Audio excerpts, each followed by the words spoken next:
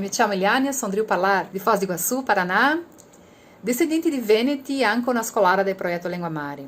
Mi sono in questa grande sempre di sentire che la lingua che parlai a miei nonni non era mia una lingua, che era solo un dialetto o anche un modo sbagliato di parlare italiano, un dialetto parlato da coloni, da analfabeti, in tutta l'Italia quel dialetto lì non si parla più. E mi gobbiò da spendere un tempo in Italia per guadagnare fluenza nella lingua italiana, per finalmente capire che quella lingua e quella cultura non le fa mia parte di me.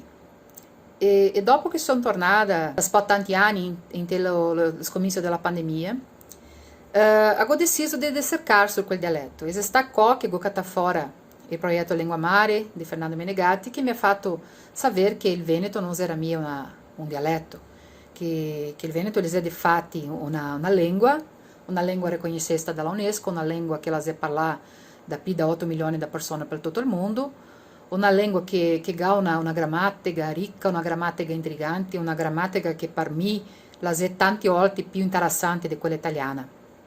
E anche a te, se ti sentito dentro la tua casa, che i tuoi nonni, i tuoi vecchi italiani, tra virgolette, anche loro sono venuti dalla grande migrazione, anche loro sono venuti nella nave. Facciamo parte di un popolo che ha visto la sua cultura, che ha visto la sua lingua, e strofegare dalle altre. Per qualsiasi cultura, la lingua è quella che la tendura.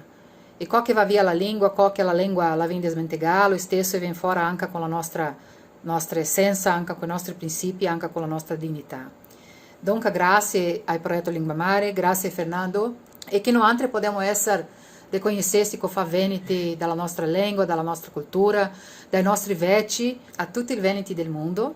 Un grande strucco.